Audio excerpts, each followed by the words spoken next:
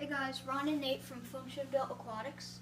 This is our planted 10-gallon tank with two female beta splendens and one honey gourami.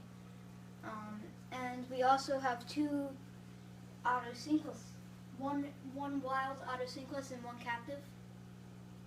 And yeah, we have one honey gourami, and she is like the most beautiful kind of gourami I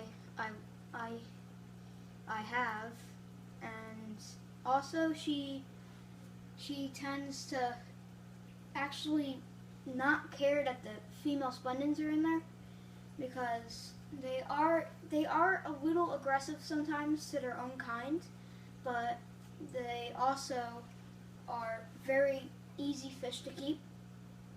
And any of you guys that are beginners, you guys should try it out, and it's very easy to keep, just like beta splendens. But I don't recommend you guys putting a beta splendens and a honey gourami in a small tank, because they will fight and overgrow the tank. And yeah, so we also have one beautiful red and reddish black blue beta. I call her Cola, because my one fish, we have a bunch of fish that are like called after drinks, and I think that's pretty cool, because my first fish was named after a drink called Pepsi. Yeah, Pepsi Beta. Miss him. Yep, he was an awesome fish. Yeah, he was cool. He was a beautiful beta fish.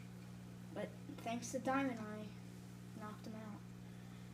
We also have another one. She is orange and blue, but she is in the back of the tank right now, and I don't know where she is. But she also is one of the superior betas in that tank, and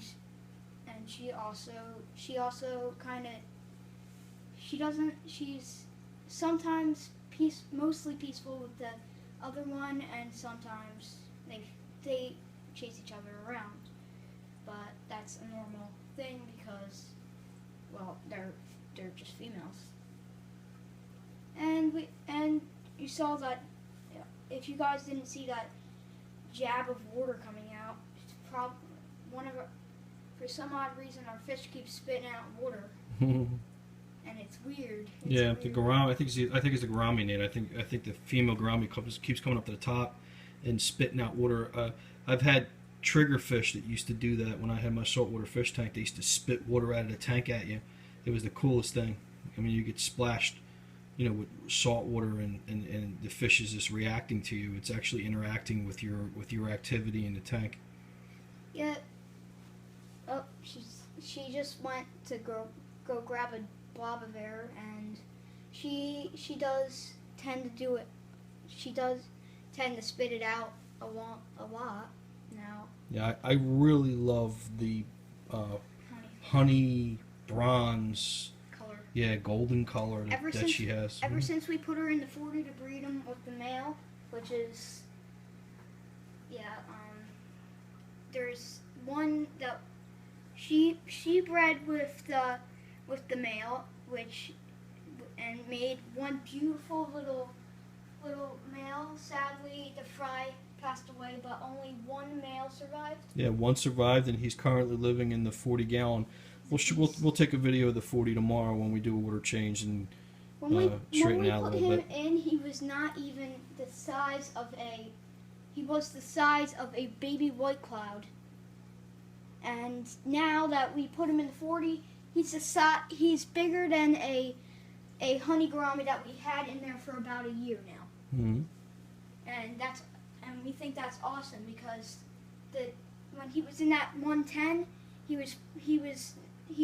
wasn't as growing as much, but he grew up, and now he's like the size of a raspberry. There's the autosynclus. I think there's two autosynclus in this tank. Yeah, and What's a wild And up item in the top sequence? corner right there is Honey. honey gourami with the beta, female beta cruising up the side. Oh So- yeah, and if you want to see that, the one beta that I was talking about earlier, Hey Nate, why don't you talk Yes. about the substrate in this tank? What kind of substrate we're using in this tank? we use the Eheim aqua filter, and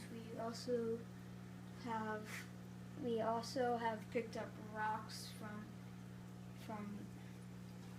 numerous hikes that we take and numerous places that we go for fish tanks, because usually, like, a lot of our local fish stores in New Jersey have a bunch of rocks that they no longer want. Well, in regards to the substrate, then what are we using as the base? What's the first layer of substrate we're using in this tank? Dirt. So that's right, we're using organic soil as the first substrate, and then what did we cap it with? And then we capped it with this small white sand. You can still see some of it, and then we thought that looked stupid, and then we got some of this black sand from PetSmart, Yeah. which is actually working, and well, it looks much better because Yeah, it's the only tank that we actually use gravel. All the rest of our tanks either have sand or fluval stratum. We're planning, like I mentioned in the prior video, we're planning a 55-gallon paludarium for the beta chanoids, and in that tank, I'm going to use the Amazon sand mix, which pH is around 6.5 to 6.8, but and I'm really excited about that. the channel love it. Yeah, I think the channel are definitely going to love it. Well, guys, this is Ron and Nate from FunctionBuilt-Aquatics, and this is our 10-gallon planet tank. This was our very first planet tank. It's not a championship-winning planet tank. It's not perfect, but I will tell you what's in it is doing well. It went through a lot of things. Yeah, it's going through a lot of changes. This tank does have CO2 injection, soil base, Eheim aqua ball filter. This is our second tank. It's got 2 lights on it, so it gets a nice dose of lighting, and that's pretty much it. So if you haven't already subscribed, please do so. Yep. And this is FunctionBuilt-Aquatics signing off, and we'll see you in other videos. Goodbye. See you.